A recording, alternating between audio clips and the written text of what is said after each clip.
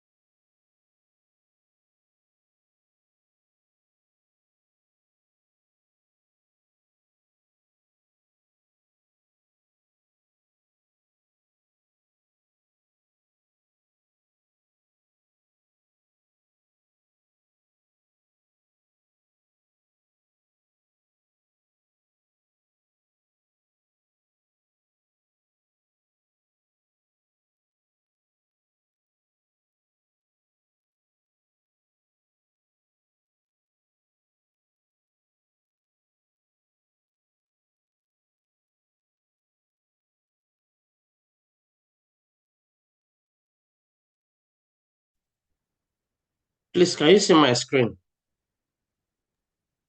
Yes, sir.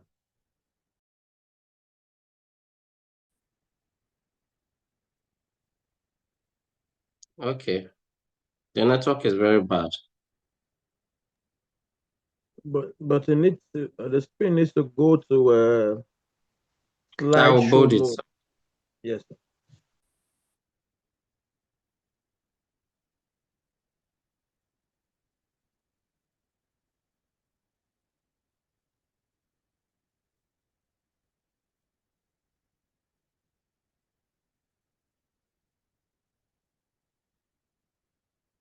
Mhm.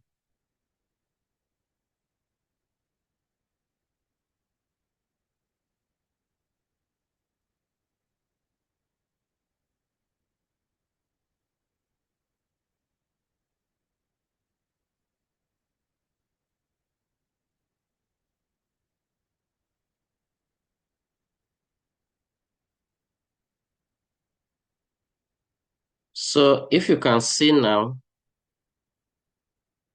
just like the course title implies statistical methods. So the very first thing we'll be looking at what are statistical methods? So statistical methods, can you see the screen now? Yes, sir. We can see Okay, it now, that's sir. fine. So statistical methods are tools and techniques used for collecting, analyzing, organizing, and interpreting data so that you can make better decisions and draw valuable conclusions. This is especially when you can't measure everyone or everything at a time. You can make a decision or take a decision based on a sample. Then you analyze and then you give a general conclusion. So it's just basically a method. Statistical methods are tools and techniques used for collecting. Please be mindful of these words: for collecting, analyzing, organizing, and interpreting data. The essence of doing this is to help you take informed decisions and draw valuable conclusions to help aid your organization, your agency, or your NGO. That's why you see most NGOs can't do without statisticians, because all the data they collect, especially in Nigeria from the northeast, where Boko Haram has caused a lot of harm, when they want to collect data, how many displaced persons do they have, how many children are malnourished, and all that. They take this data, they analyze it through maybe bar chart, pie charts, or even line graphs, and when they do this analysis, they take valuable conclusions so that, take valuable decisions so that they can draw a very strong and solid foundation, help aid those government officials that have sent them to the field. So basically, the main types of statistical methods are, we have what we call descriptive statistics and inferential statistics. So descriptive statistics are methods are tables, charts. Table and charts, frequency table, bar chart, histogram. I'm quite sure you are conversant with all that. Measures of central tendencies, mean, median, and mode. Measures of spread, measures of center or measures of central tendencies is mean, median, mode. Watch these terminologies very, very closely. Measures of spread. When we're talking about measures of spread, we're talking about the range, variance, and standard deviation. Measures of position. Measures of positions, we're talking about quartiles, percentiles, and the purpose is just to describe data clearly. That's the purpose of descriptive statistics, is to describe data very, very clearly. For inferential statistics generally make conclusions about a bigger group. So this use a sample to say something about a population. You just pick a sample to generalize on a certain population. Here you carry out estimation, and this estimation, you look at the confidence interval. For example, estimate the true average. You look at hypothesis testing. For hypothesis testing, we have what we call the t-test, the z-test, chi-square test, ANOVA. We're going to be looking at all this in the course of this lecture. Under still inferential statistics, we have what we call regression/coloration. Regression and coloration, basically they look at relationship between variables, two variables precisely. For example, X and Y. And the purpose is to generalize, compare, and test claims, whether they are true or they are not true. So basically in this course, just like I told you, we have two types of statistics.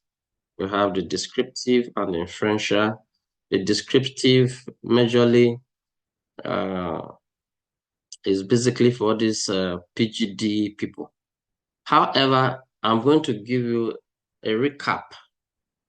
I'll refresh your memory on descriptive statistics before we come into inferential statistics, because we're going to be doing a lot of inferential statistics in this class.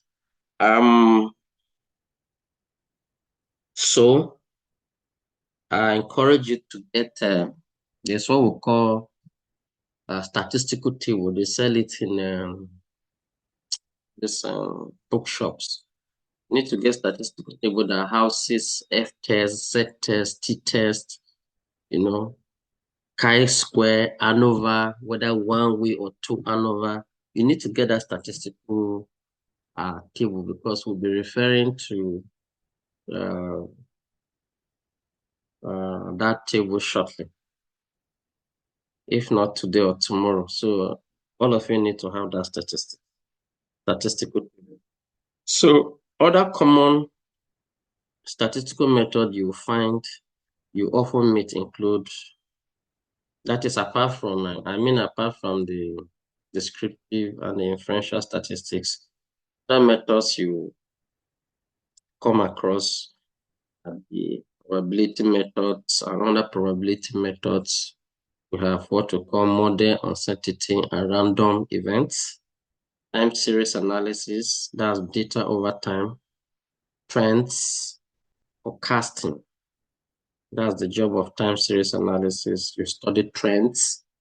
You study, apart from studying the trends, you forecast events. Non-parametric methods. This is a scenario where data does not meet normality assumption. Data does not meet normality assumptions. We have what we call the sampling methods: simple random, stratified, cluster, systematic. We equally have what we call experimental design. That's control groups, randomization, reducing biasness. So,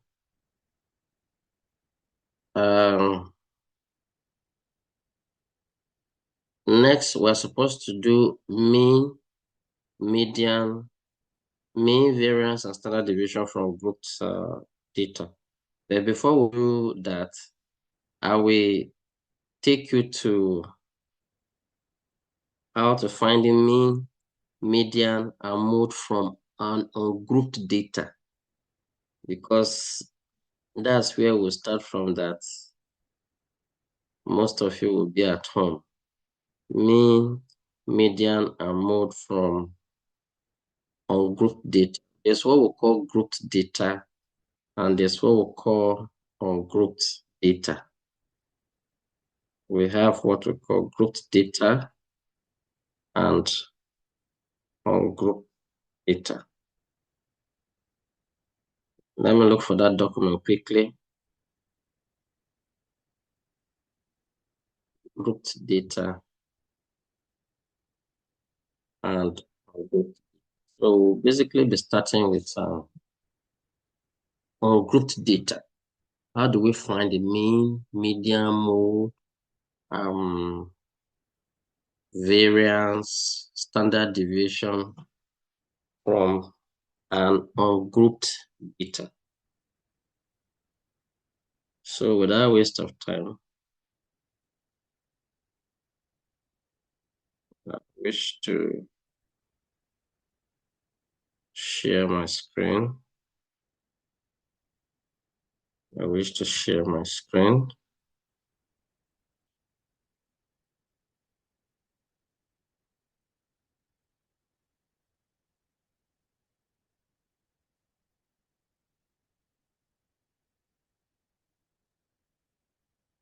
The network is really troubling me today.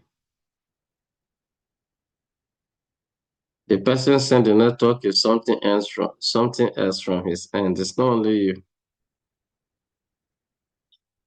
I'm equally having issues here.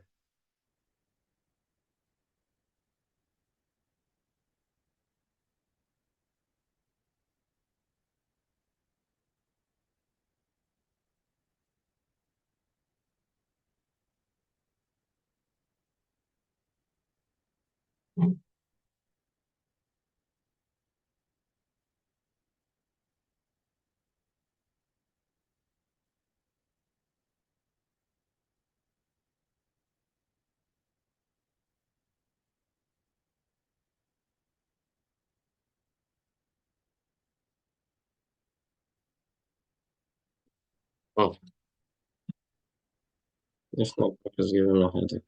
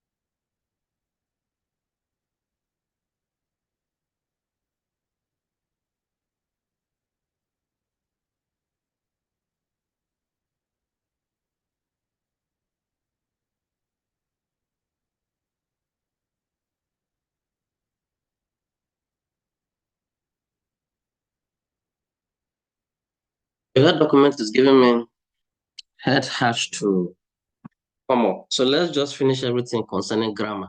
So that when we go into computation, we know that we're into computation. So median, mean variance and standard deviation from grouped data. Mean variance and standard deviations are important because they summarize what's typically in your data and how spread out the values are. So the mean, otherwise known as the center, has some statistical significance. Gives the central / typical value of a data set, useful for comparing groups. We'll talk about average test score for class A, average test score for B, class C, class D. If you watch your children's results, there's what we call the class average. That class average is the mean performance of the students in either A class or B class or C.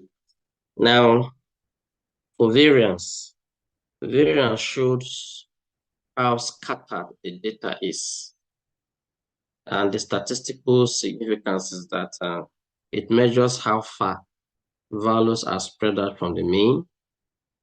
A very small variance means that data points are close to the mean. That's when you want to be now more consistent. A large variance means that points are far from the mean. That's more variable. So variance is very useful in probability, in modeling and inferential statistics. So standard deviation equally has some significance. It is the square root of the variance. Before you get the standard deviation, you must compute variance first. When you get your value for variance, you now take the square root of that variance. So the square root of the variance gives you that deviation. You cannot get standard deviation unless you compute the variance. And more importantly, if you are asked to compute the variance, one of the first both steps you take is to compute the mean. When you compute the mean of the whether grouped or ungrouped, you get the mean first. Once you get the mean, the next thing you do, you compute the variance. Once you compute the variance, the value of that variance, when you take the square root of the value of that variance, that gives you the standard deviation for that distribution. And it also helps, it tells you the typical moment observations differ from the mean. Helps you judge consistency and reliability. It helps you to detect outliers. Outliers are values beyond a few standard deviations from the mean may be unusual. And once in data collection, it's not all values you take from the field that will be consistent to the research you want to carry out. There are one or two that will be abnormal. It's part of research. That's why when you are going to take your data, it's always very, very important, very useful for you to be as accurate as possible, as systemic as possible, so that your data will be reliable. Now, more importantly, you are students of environmental sustainability. You are students of environmental sustainability. You should be able to know the significance of methods to environmental sustainability. Somebody may ask you in town, you are studying statistics. What do you need the statistics? In fact, most of you ask those questions. What do you need the statistics for? We don't need statistics. Statistics are not important to us. We're students of environmental sustainability, students in statistics in engineering, students of animal production. To be the one doing statistics, it's a lie. Today, if you don't know today, you are going to know the significance of statistical method to environmental sustainability. So, statistical methods play a critical role in promoting environmental sustainability because they provide scientific, objective, and data-driven foundation decision making. In fact, without statistics, environmental management will rely on guesswork, assumptions, rather than measurable proof or evidence. So below we have some major areas where statistical methods are significant, are vital, are important. One, evidence-based environmental policy.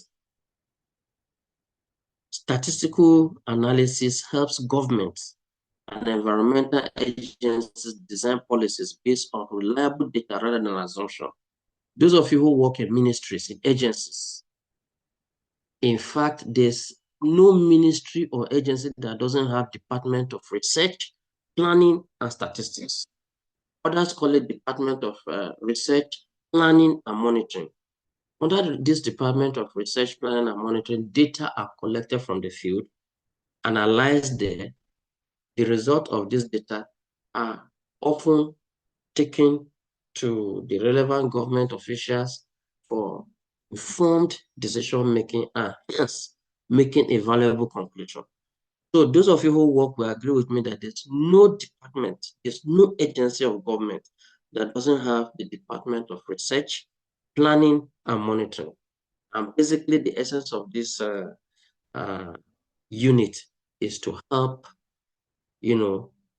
analyze data, take informed decisions, and draw valuable conclusions that will help the ministry move forward or help the agency move forward.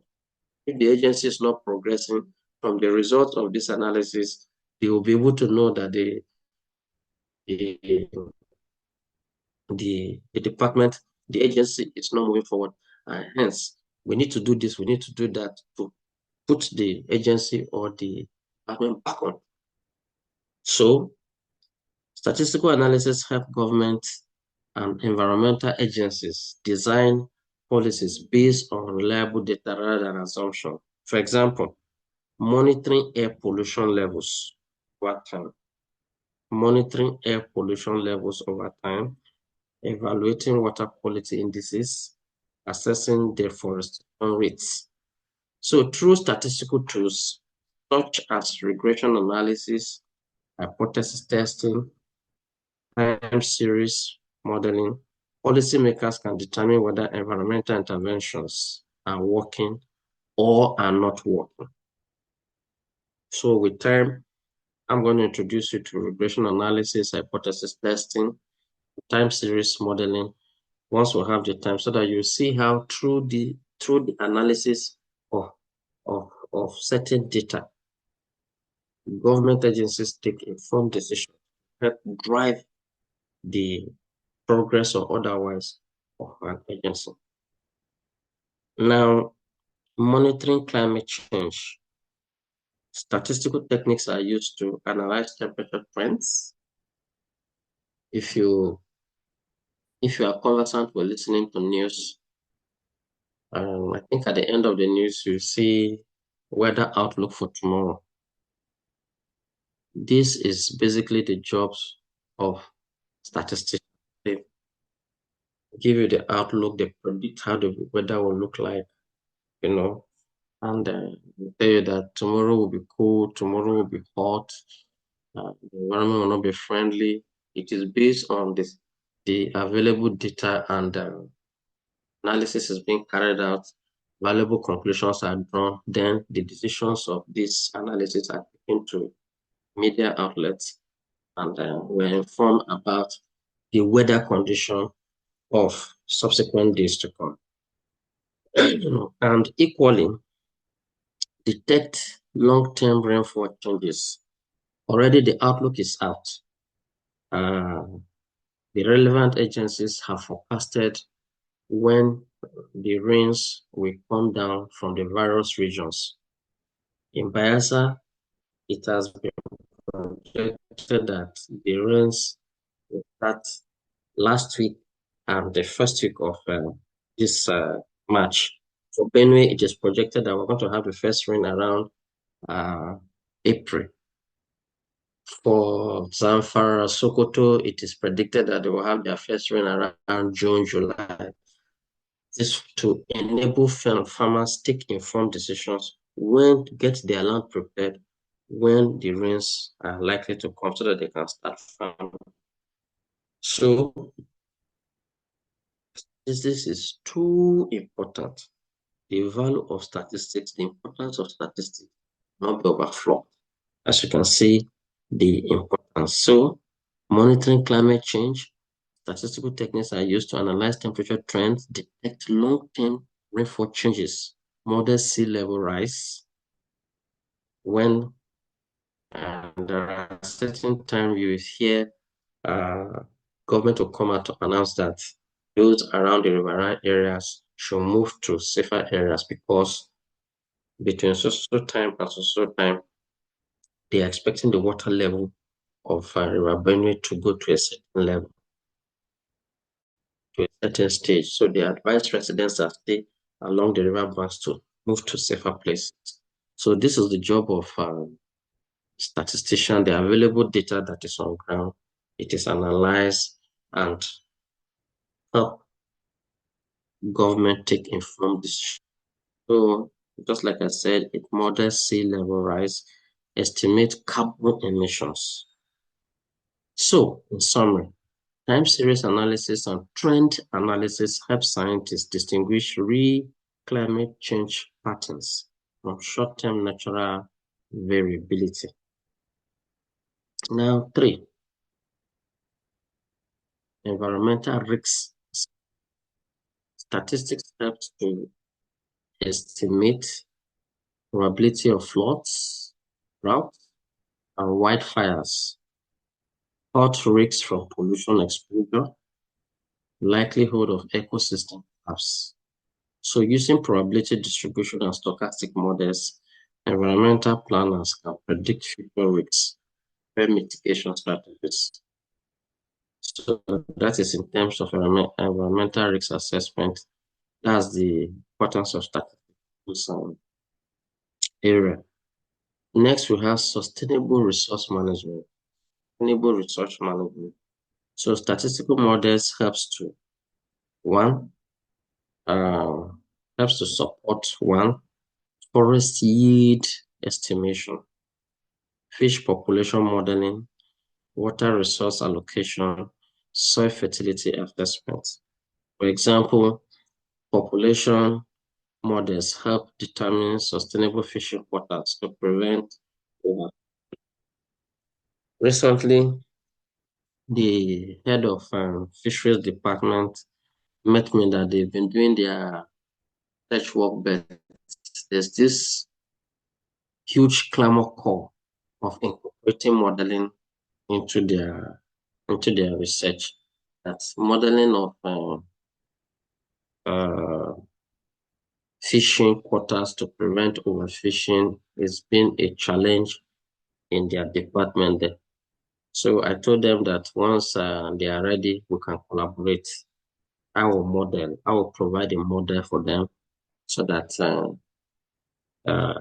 they can do their analysis. Because in all research, in all fields these days, no matter the research you carried out, the moment you don't have a model, you have not started anything. Because these models are intended to provide useful insight into taking valuable decisions and drawing huge conclusions for appropriate decision making. Any research you are carrying out, even those of you in environmental sustainability, the moment you don't have a model to help you, at the end of the day, the data you collect, you're supposed to have a model to help you do some one or two simulations and draw valuable conclusions to help take informed decisions about your research. So models these days, formulating mathematical models are very, very eminent. So just like I told you, you do your research, it's only grammar inside you have not started. Once you do your research, you should have a model that will guide you, that will provide useful insight into the research you are carrying out. Now, we have measuring environmental impact. Measuring environmental impact, that's the fifth point, where statistical method could be applied for approving projects like dams, roads, or mining operations. Environmental impact assessment to rely on statistical comparison before and after, control versus impacted site, experimental versus observational data. I give an instance to drive my point home. Before, those in the Ministry of Water Resources and Sanitation or Ministry of Water Resources and Environment, before they carry out the assessment where to site dams, how to construct roads in terms of what the civil engineers, how they construct roads, even mining operations. An environmental impact assessment is to be conducted. And you cannot just conduct this environmental impact assessment. You conduct it based on the available data. It is the available data that will drive further conversation on where to site this dam, how do we construct roads leading to the dam, mining operations. So they all rely on data. And this data is the needs analysis. So these comparisons help determine whether human activities significantly harm ecosystem or not. So that's the fifth point. The sixth point is biodiversity conservation. Biodiversity conservation. So here, statistical sampling techniques are used to estimate species abundance, to measure extinction rates, analyze habitat fragmentation, analyze habitat fragmentation.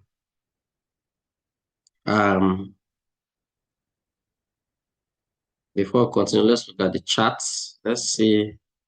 Maybe somebody may be saying that you are too fast, you are too slow. Let me read what is there. Good morning, network is issue. Yes, even from my hands. Good morning, the network is something as yes, even from my hands is something else. Which other chart is there? Okay, that's from the next we have pollution control and quality standards. So statistical process control helps monitor industrial emissions, detect abnormal pollution spikes, ensure compliance with environmental standards. So in this case, confidence intervals. Do you know that confidence interval and hypothesis test? determine whether pollution exceeds legal limits or does not exceed legal limits. So, sustainable development planning, that's another area where statistics is applied. Statistical methods are applied in sustainable development planning. I hope you can hear me from your ends.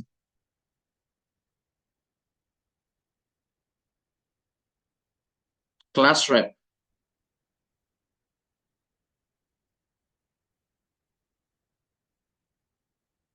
We can hear you, sir. We can hear you, sir. Yeah, that's fine. That's fine. Yes, sir. Yes, sir. So, sustainable development planning. So, statistical forecasting models help planners population growth, predict population growth, estimate future energy demands, model waste generation, optimize renewable energy systems. So, in essence, this ensures that development meets present needs without compromising future generations. Now we have evaluating environmental programs. So government and non-governmental organizations use statistical evaluation methods to assess one, effectiveness of reforestation programs, success of renewable energy incentives, impact of waste recycling initiatives. So that's evaluating environmental programs. So basically these techniques such as experimental design and impact evaluation measure real outcomes. Another area where statistical methods are applied in environmental sustainability is supporting environmental research. So most environmental scientific research depend on coloration analysis, which we're going to do maybe later in the day or tomorrow, regression models, ANOVA. As under ANOVA, we have one-way ANOVA, two-way ANOVA, multivariate analysis. These methods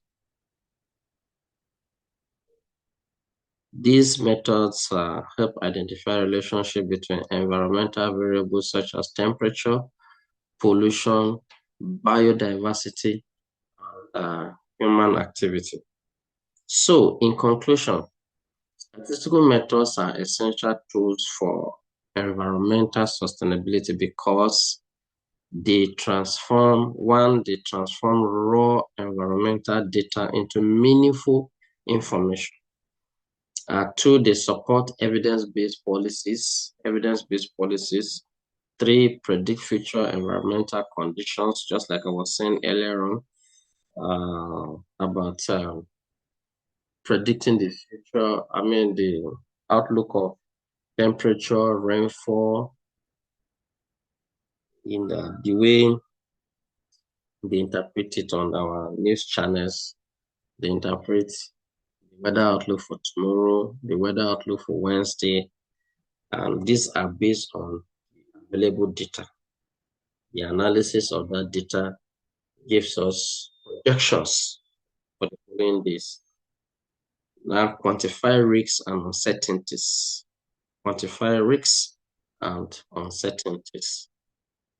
Promote efficient resource management. So, in summary, statistics provides scientific backbone for achieving sustainable environmental development. But without it, environmental planning will lack precision, accountability, and reliability.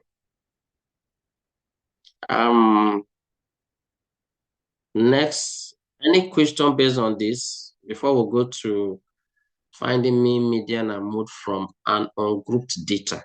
Any questions so far?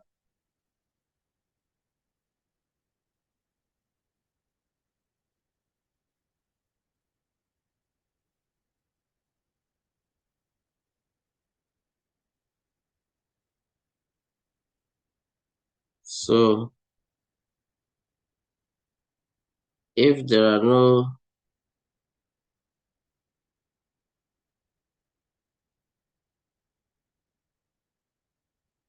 okay, somebody said I can zoom my screen.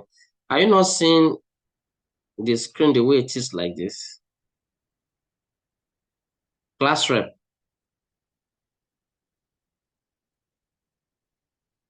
We are Angle. seeing it. Yes, sir. Somebody We says are, that is not clear. maybe the person should turn the phone to landscape. So Don't, what will if it, happen is that before we come to finding mean, median, and mean, variance, and standard deviation from grouped data, let us look at mean, variance, standard deviation from an ungrouped data before we come back to mean, variance, and standard deviation from grouped data. So let me quickly share my screen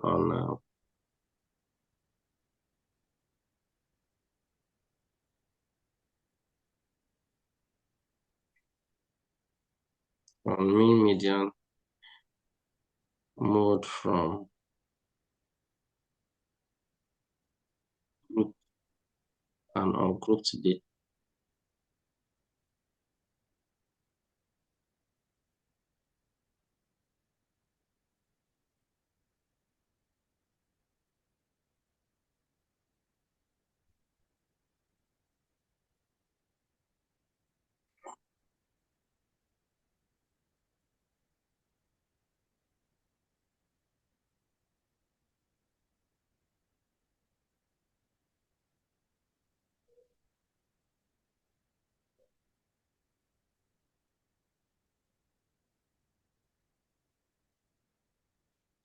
In the document too, it's a challenge to just be rolling, dragging.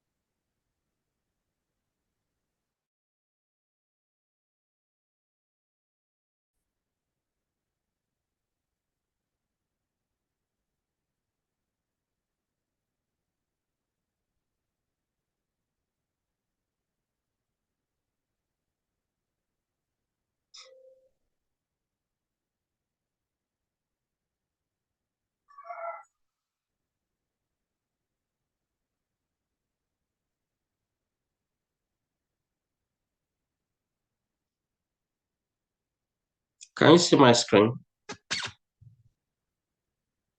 yes, sir. We can see your screen. Okay, fine. So let's find mean, median, and mode from an ungrouped data. I just want to refresh your memory because most of you have not done mean, median, and mode for more than 10 or 15 years now. So let me just refresh your memory before we go into the main matter, the heart of the matter. So, introduction. Measures of central tendency or averages are used in a variety of contexts, form the basis of statistics. So the very first one we'll look at is the mean, which some of you call arithmetic mean. To calculate the arithmetic mean of a set of data, we must first add up all the set of data in the distribution and divide by the number. If, for example, we have five, let's say we have 5 sets of data in a distribution. We have 2, we have 4, we have 6, we have 8. We'll add them up and divide by 5. That's summing up, getting the average. So when you do that, when you sum and divide by the number in the distribution, you will have the mean. Now, we often use this sign called sigma. If you can see my cursor, sigma is a Greek term, and is the symbol used to indicate values are to be summed. Sigma notation. We obtain the following formula for mean. X bar. Mean, anywhere you see X bar, we're referring to mean. So X bar is equal to sum X all over N.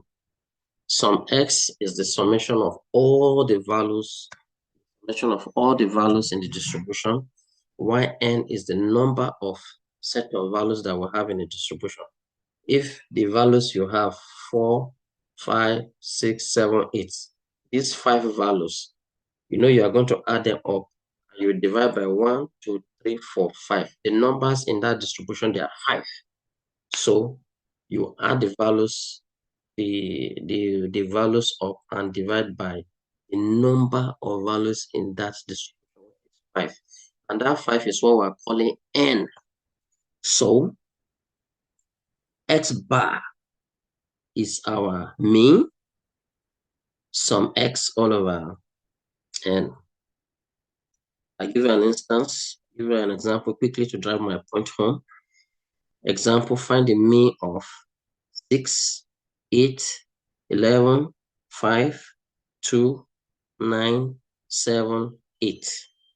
Now, these are the set of values in this distribution.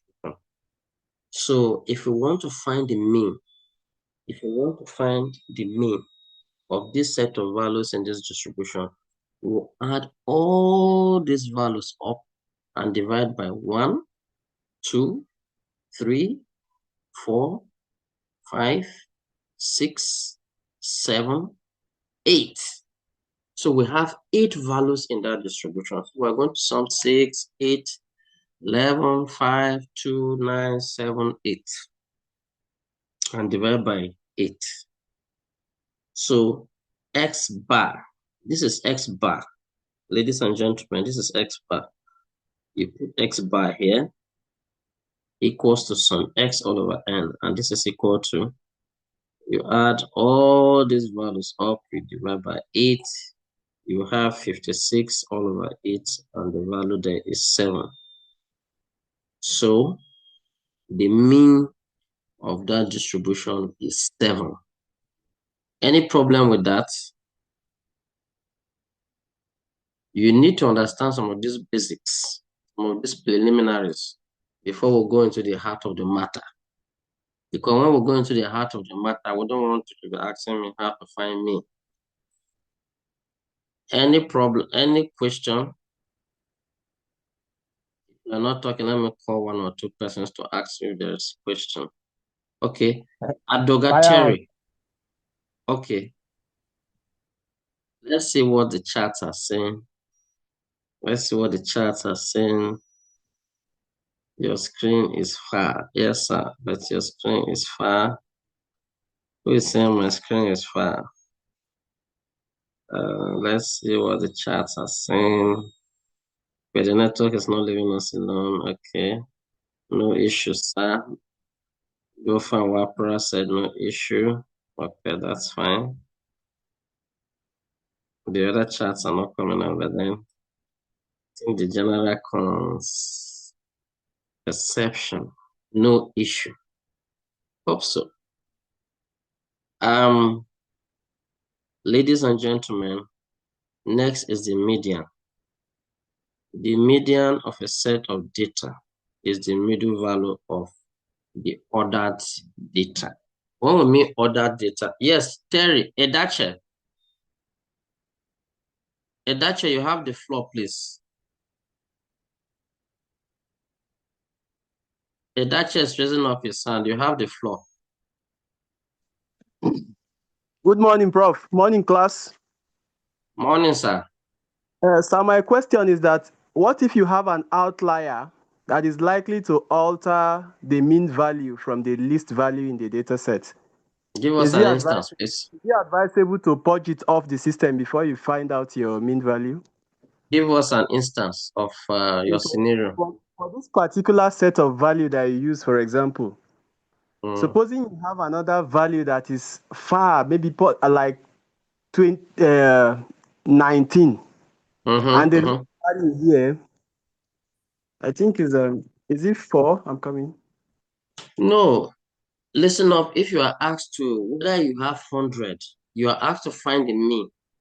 If you are asked to find the mean, all you need to do is just to add all the values up and divide by the number in that distribution. For instance, if you add that 19 here, comma 19, all you need to do is to add everything here up and divide by 9 in this case. You know, at the moment we have just 8 set of values in this distribution. We just have 8 set of values. So all you need to do is to add everything up and divide by the number.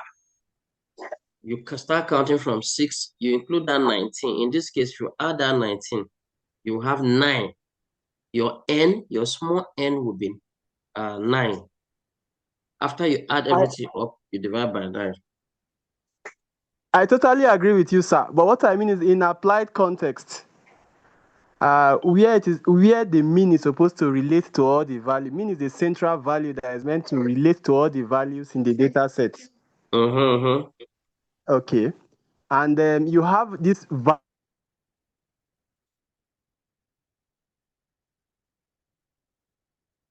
Yes,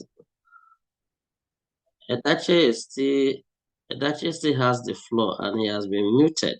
Why? Is it the host that muted him? Okay, that's fine. Let's continue. So the median, just like I was saying,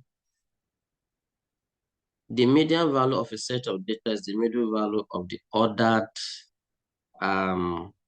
data. When we mean ordered data, it is either the data is arranged in a descending order or an ascending order. When we mean ascending order is that you arrange the set of data from the lowest to the highest. When we mean descending, you arrange the set of data from the highest to the lowest. I'll give an instance quickly to drive my point home. 1, 2, 3, 4, 5 is arranged in an ascending order. But by the time you arrange it 5, 4, 3, 2, 1, it is arranged in a descending order. So, gentlemen and ladies, that is how to find the median of a set of values. And let's quickly take 1 or 2 examples to have a first-hand information on how to find the median value. So we're going to look at these examples quickly. Find the median of the following.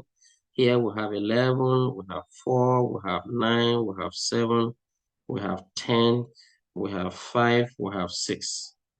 So ordering the data gives, when we mean ordering the data, that is either you are arranging in an ascending order or in a descending order. In this case, this set of data is arranged in an ascending order. That is, it's arranged from the smallest to the highest. And if you do that, you have how many data here altogether. 1, 2, 3, 4, 5, 6, 7. You have 7. In fact, the median is always very easy to obtain when the values in a set of distribution is odd. In this case, the median value is 7. Straight away is 7. And therefore, we conclude that the median value is 7. Now, let's look at the B part. For the B part, ordering the data gives 0.5, 0.6, 1, 2, 2.5, 2.9, 3, 3.1. In this case, this set of data has 1, 2, 3, 4, 5, 6, 7, 8. The set of data in that distribution is even. And when it's even, here we have the middle pair, 2 and 2.5.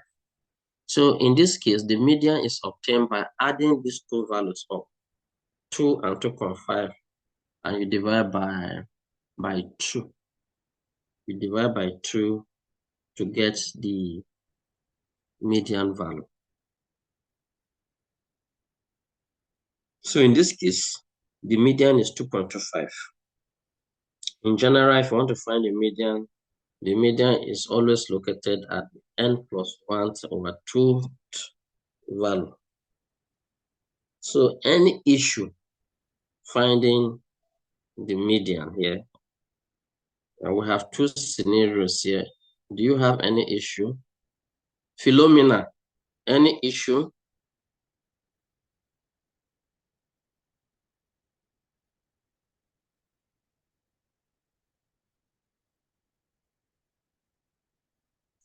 Class rep? Yes, sir. People are No, not talking. No no, issue, we are Abby? talking, sir. No issue, sir. Okay. We are following with rapt attention, sir. We are following Okay, with that's rapt fine. attention, and it's understandable, sir. Okay. Somebody says 7 is the mean. What does that imply? Okay. Okay. Let me see. Let's go to the chat. Now, this is the meaning. Those of you saying, what does that imply? I'm a teacher, so I'm going to give you a clear example from the classroom. ENS 803. In ENS 803, by the time you write your exams and somebody looks at me and said, Ashezwa, what is the performance of ENS 803? I'll just say, what? The mean score. The mean score is 65. What does this imply? It implies that on an average, most of you scored B. The person asking the meaning of the, what do they call it, the mean. But if the head of department, Dr. Eche, calls me that, Dr. Ashezwa, how is the performance like in ENS 803? Also, what the performance is very, very interesting, very, very good. The mean score is 72. It means that on an average, majority, if not all, majority, like 97, 98% of the class made an A in that course. But if the class average is B,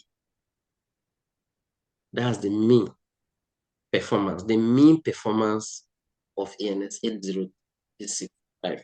It implies that majority of you scored, made a B.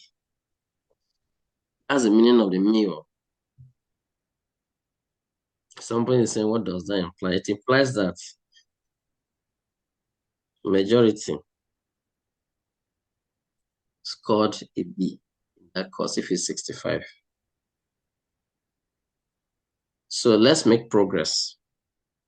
For the mode is the modal value of a set of data. is the most frequently occurring value.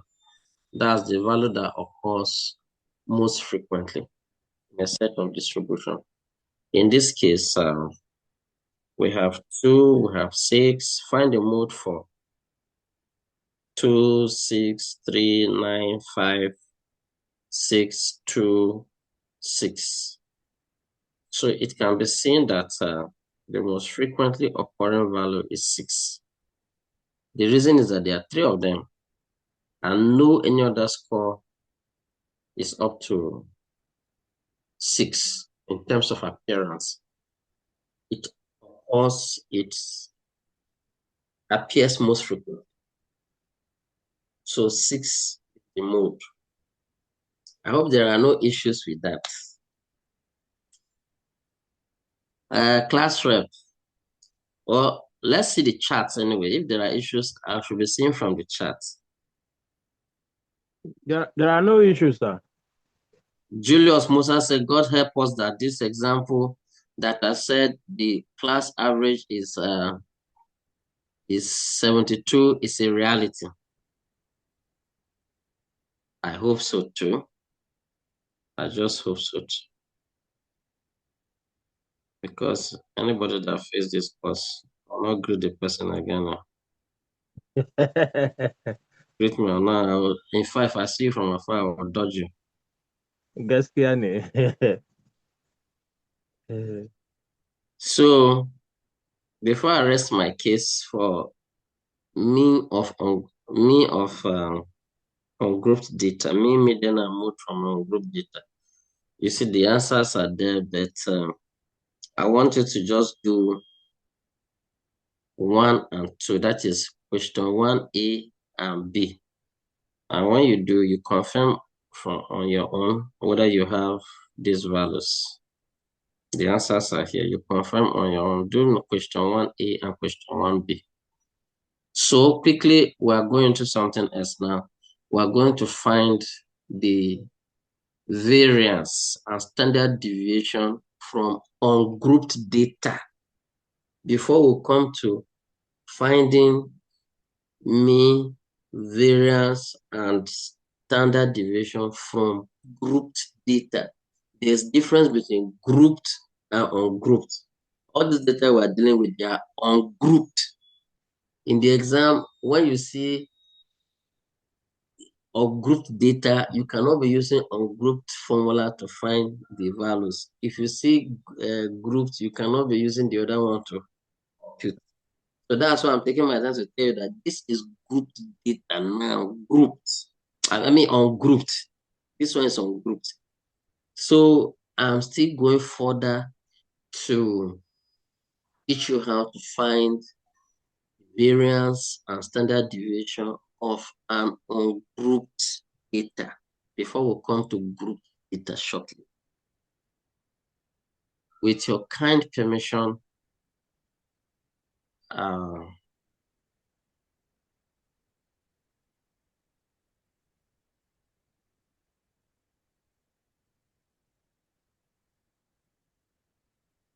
somebody said we should be moving gradually. Am I fast? No, I think she mean we are moving. She likes the pace. Okay, that's fine. Yes, sir. So I want to open a document on and ungrouped data for me and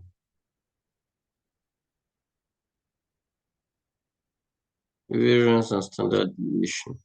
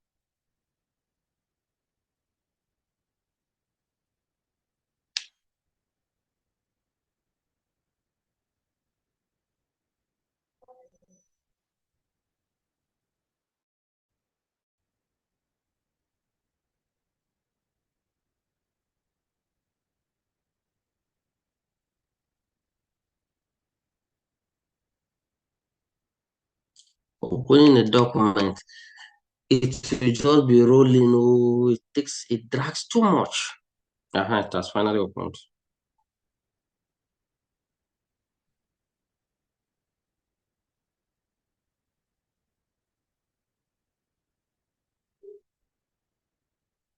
Somebody is asking about range. We're going to do it now.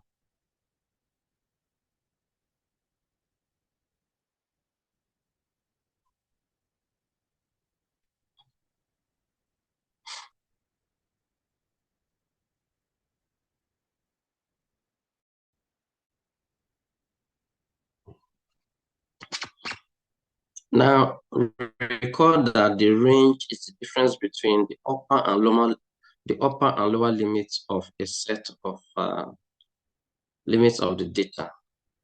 Me, I always prefer to say that the range is the difference between the highest value and lowest value in a set of distribution. The range is the difference between the highest score and lowest score in a distribution. In a class, the range, if, for example, the highest person scored 95 over 100 and the lowest person scored 55 in this course, if somebody asks me, what is the range of your performance? I'll say the range is the difference between that 95 minus 55. So in summary, the range is the difference between the highest value and lowest value in a set of distribution. If you want to put it in terms of scores, the range is the difference between the highest score and lowest score in a class. Now, why this is important? It does have one major disadvantage. As you find the range of a set of values of a set of scores in a distribution, why this is important? It does have one major disadvantage. It does not describe the variation among the variables. That's the difference in the variables. When we mean variables, the difference in the scores. It does not describe the variation among the variables. For instance, both of these sets of data have the same range, yet their values are definitely different. Here you have 90, 90, 90, 98, 90. The range is 8. Here you have 1, 6, 8, 1, 9, 5. The range is 8. So to better describe the variation, we introduce two other measures of variation. To better describe the variation, we introduce two other measures of variation, which is the variance and standard deviation.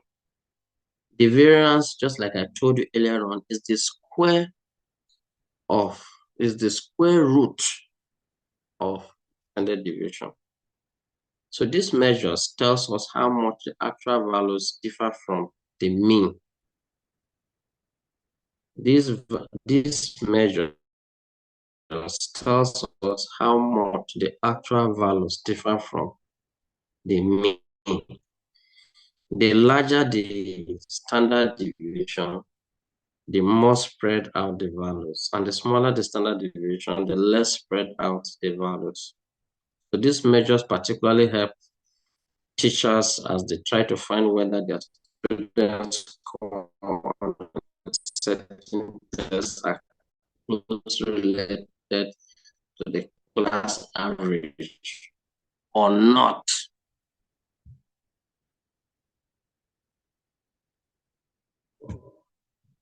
Move again is a problem. This is don't move back. So to find the standard deviation of a set of values, the very first bold step you're going to take is to find the mean of the data. The mean of that data. You know how to find mean now. So if I ask you to find mean, you will not be dangling. Next is to get the difference between each score and the mean. What's the difference between each score and the mean? Next, you square each deviation. That's that x minus x by deviation. You square each deviation, you sum the squares, divide one less than the number, find the mean. All these are grammar. One would take practical example. The last one is find the square root of the variance. Books, the variance is found by dividing by n. In statistics, it's equal to divide by n minus. Let me tell you something. When you are in the variance and study of equation, if you're of equation,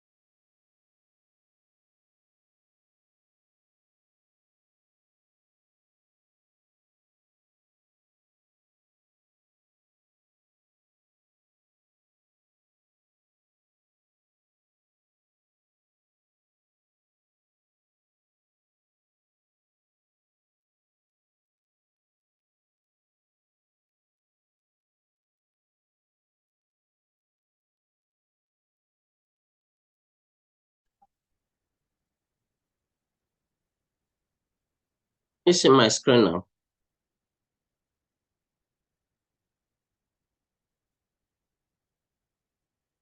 Class rep. Yes, sir. We can see your screen, sir.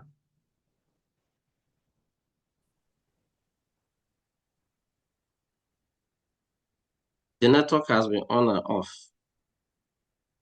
Yes. But if you can hear me now, I'm trying to say I say in some books, the variance is found by dividing by n. In statistics, it is more useful to divide by n minus 1. And I was trying to give you the reason. If you want to find the variance and standard deviation, if you are finding the variance and standard deviation for an entire population, you divide by n. But if you are finding the mean, variance, and standard deviation, particularly variance and standard deviation, for a sample population, you are not considering the whole population. I give an instance. If you go to zone A You take a sample of persons in each of the local governments who did the same thing, so say the same thing. It's not the entire population you're looking at. Your variance and standard deviation, you divide by n minus 1 because you are taking a sample of the entire population to do your analysis with. So you divide by n minus 1. If the question specifies population, find the population variance and standard deviation. Yes, Opave.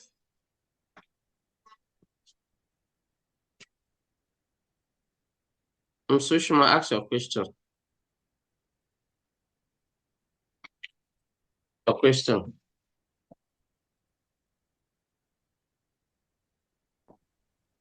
Sorry, sir, it was a mistake.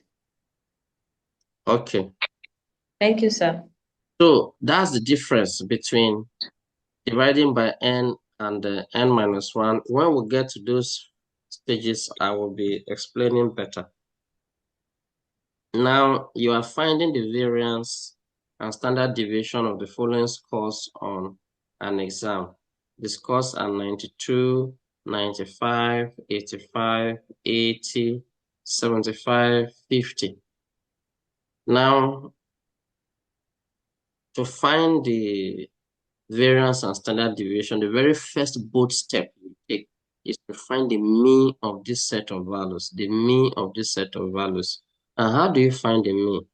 You add all these numbers up and divide by 1, 2, 3, 4, 5, 6. And if you do that, you're going to have this. You have 477 over 6, which gives us 79.5. 79.5. So the next thing we'll do is to proceed to find the variance and standard deviation. But then, what do you do before finding the variance and standard deviation? You arrange the scores. You arrange the scores this way. The score minus the mean. That's the deviation from the mean. And how do you get the deviation from the mean? 92 minus this mean. You know, the difference here is 12.5. 95 minus the mean. The mean is 79.5. You get plus 15.5. 85 minus 79.5. You will get plus 5.5. 80 minus the mean, which is 79. You get plus 0.5. 75 minus the mean, you get minus 4.5. 50 minus the mean, you get minus 29.5. So next is to square all these values, the difference, you will square them. And if you square, this is what you're gonna have. If you square 12.5, you have 156.25. If you square 15.5, you will have 240.25. If you square plus 5.5, you have this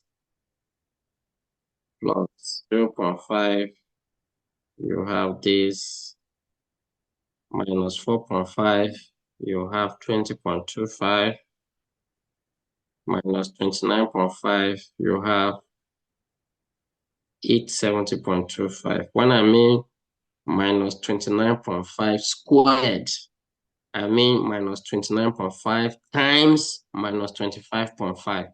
So all the negative signs will cancel out. Minus 29.5 times minus 29.5 will give you this value. And that is how I did for all these values here to get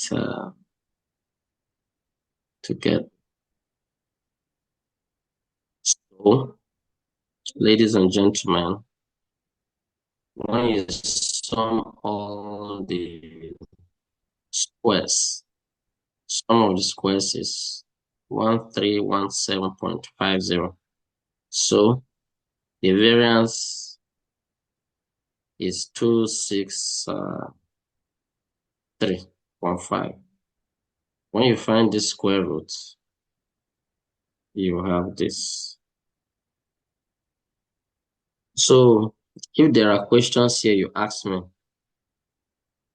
This is just to teach you how to get it, but I'm going to present it in a more mathematical form.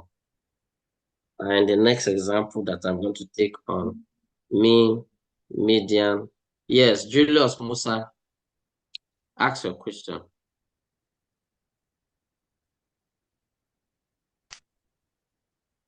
Alhaji Julius Musa, you have the floor.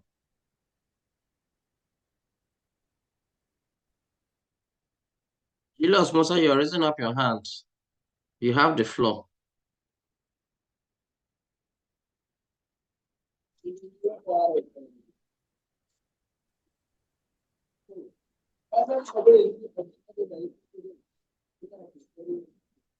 All right, sir. Good morning, sir. Good Can you morning. hear me? Yeah. Thank you very much. I was waiting to be unmuted. Thank you. Good morning, class. Sir, that your I think variance at the end, that 5 there over 5 is just what I want to. I just want to get where the 5 come from, but I've been following it fine. The 5 that you divide to get, is it 5? one something point? Yes. At the end of the table. Yes, it's from a formula. The formula is square root.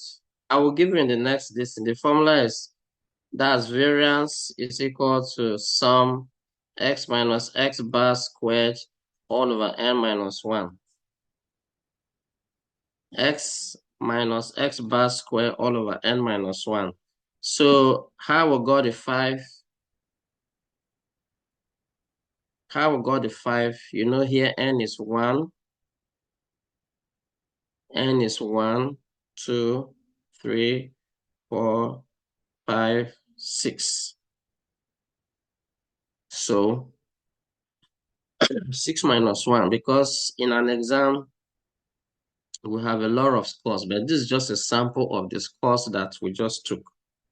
So that's why we're saying 6 minus 1, which will give us 5. Excuse me. 6 minus 1, which will give us 5. And in the next example, I want to give you the formula. The formula is, I just want you to understand how we get the deviation, how we square the deviations, and how we're dividing n minus 1. So in the next example, I'm going to give you the formula for the population variance and the formula for sample variance, which is the summation sum x minus x bar, bracket open and close, square all over n minus 1. That's for sample variance. Whereas for some population variance is the square root. The square, sum x minus x bar, square all over n. I'll give you the formula in the next example. This one is just to give you a rundown. The next example, I'm going to show you mathematically how you arrange everything on one set of table. It will not be scattered like this. It will just be on a table. How to find the variance and standard deviation. This is just a brief description. In the next example, statistically, I'll present it statistically how to obtain the variance and standard deviation. With your permission, I'll move quickly to that example. You grant that permission. Permission granted, sir. Thank you very much.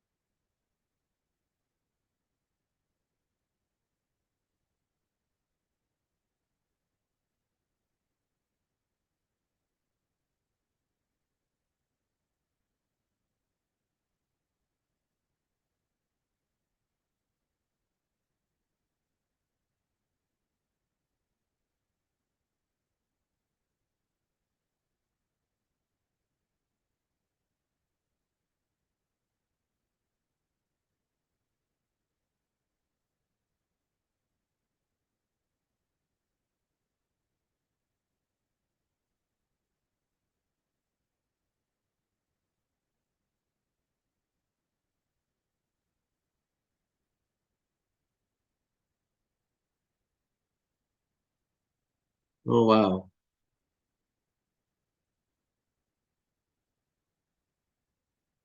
I thought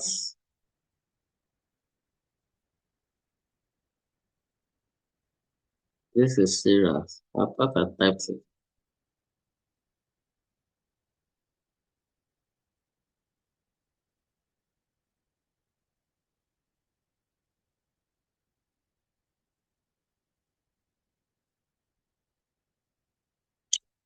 When it takes time. Wow.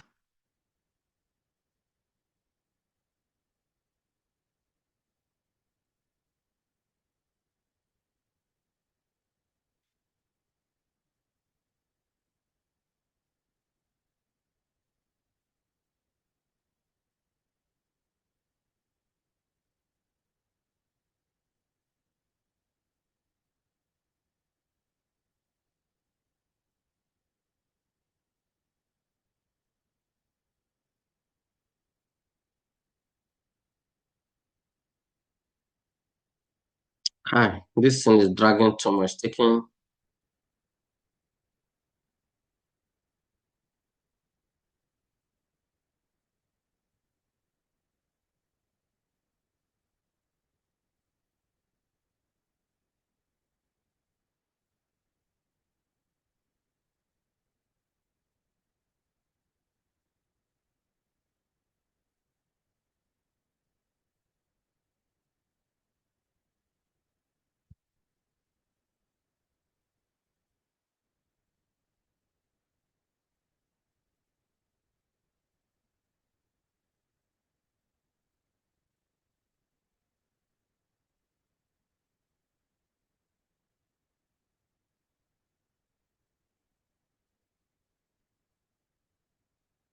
Maybe my computer is filled up with things. Opening the document.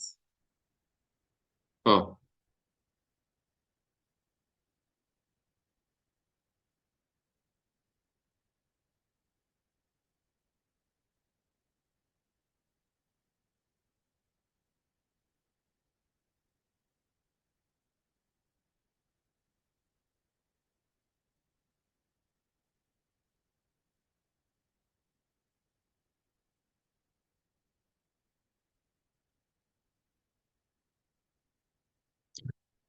Oh,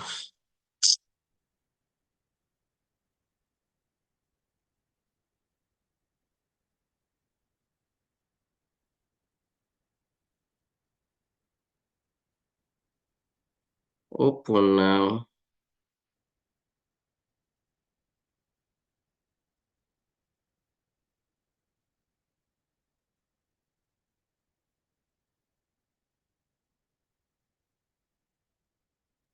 Hmm.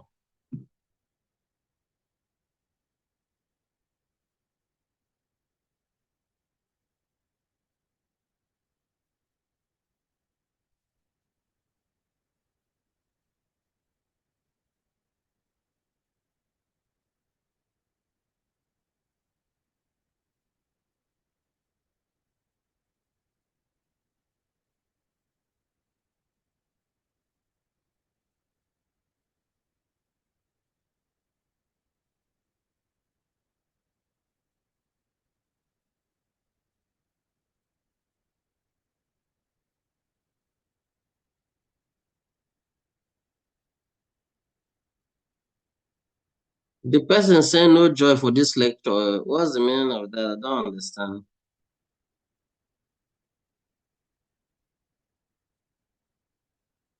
Is it because of the network?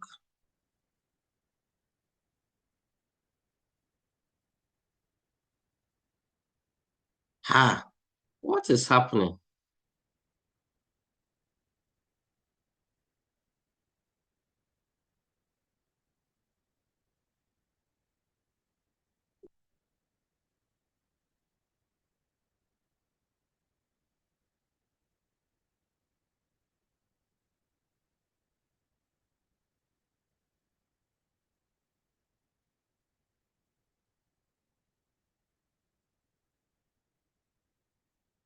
Oh, people do not pray where the document is refusing to open.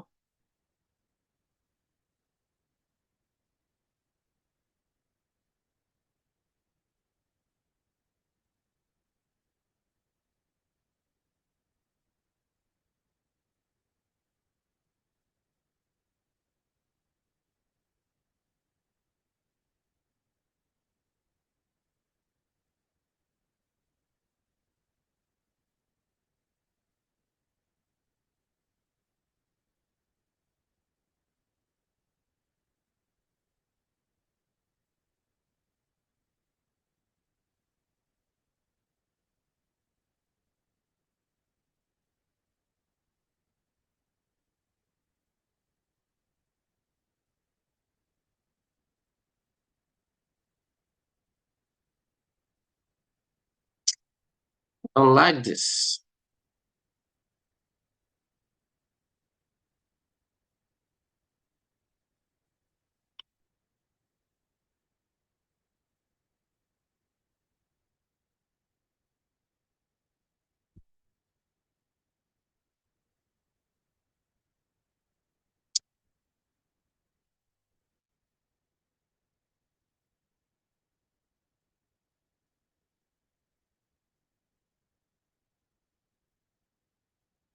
Same as even sister.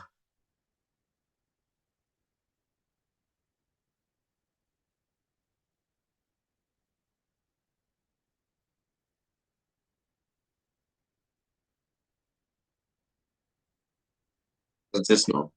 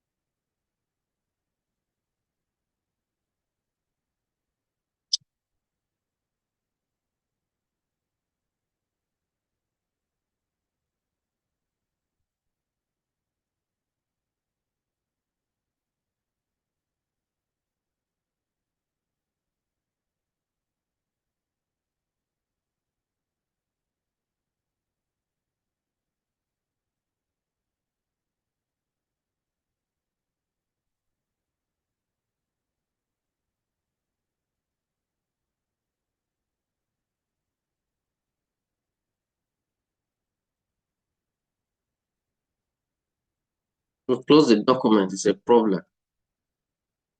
I open, it's refusing to open.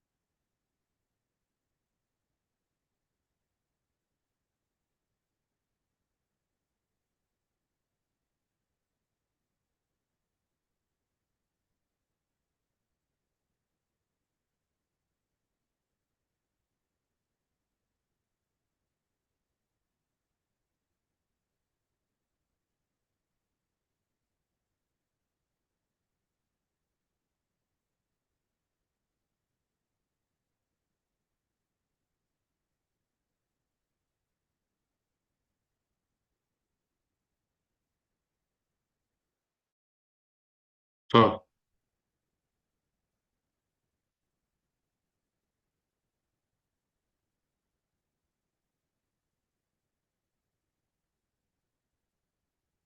Well, since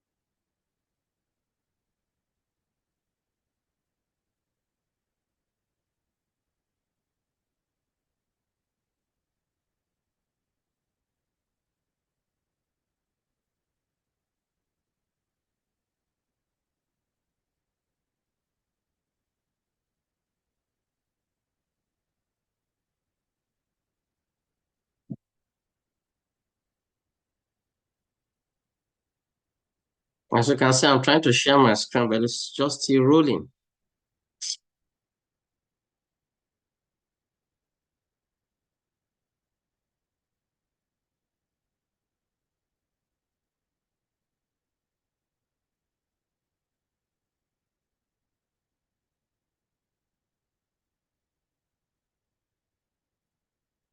Somebody said I should we don't speak mathematics now. We solve mathematics. Statistics and mathematics, you can, yes, if you want me to give you just a lecture like that verbally, I can do that, but you will not follow. No, no, no, no, no, I'm not happy. About 20 minutes has just been wasted.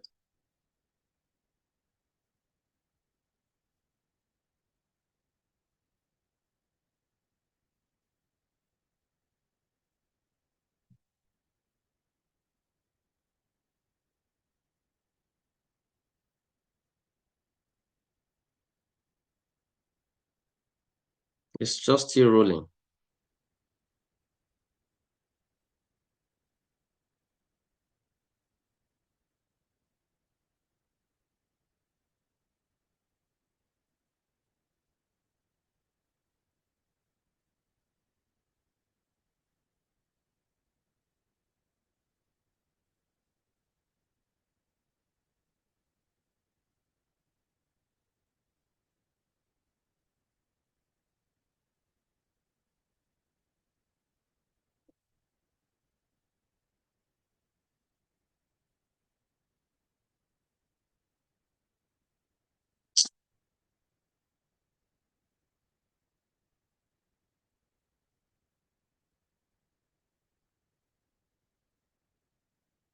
So how do I remove this MW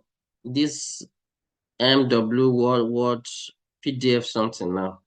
So that I can have just one PDF. I don't even know how this thing came to my system.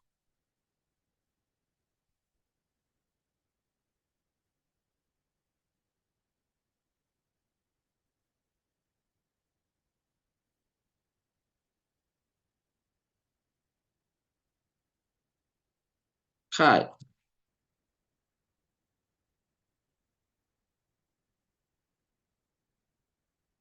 Now let's agree on something. You know the next lecture is supposed to start by 1. Will it be possible for us to start at 12:30 to cover the lost ground?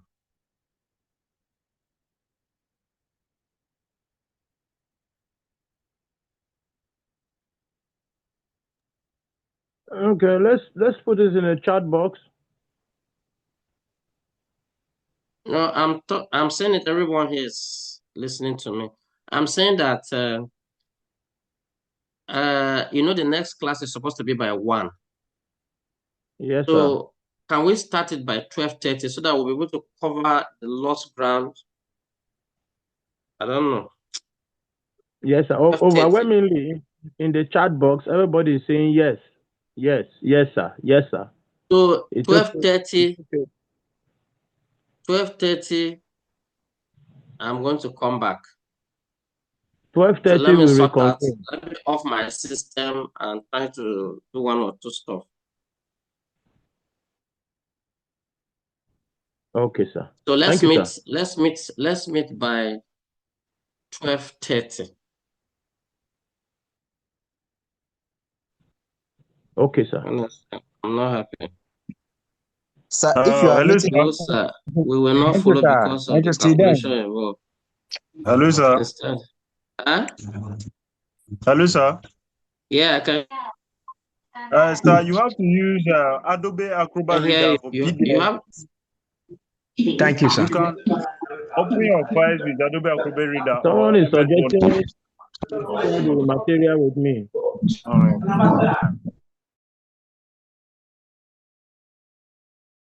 Prof, someone is suggesting you share the material. Prof, sorry, unmute yourself.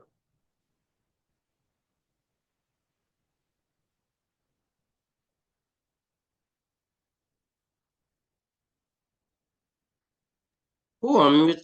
Do we have a platform for only discourse? We have a platform for every other course. All of us were in a platform on a WhatsApp group. Okay, so I don't know. How do I send this material? And normally when I'm teaching this course, I prefer my own WhatsApp group where I can easily solve. If you have issue, I'll just solve with my hands, scan it, send it to the platform immediately. It's not for. Is it possible for us to have just this ENS 803 platform? We So can the add it. assignments are sent there, materials are sent there. We can add you to our general platform, sir. Okay. Okay, add me there so that I can send the material there. All right, sir.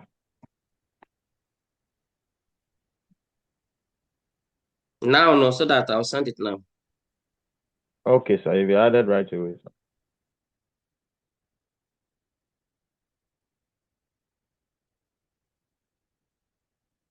So we're starting 12:30.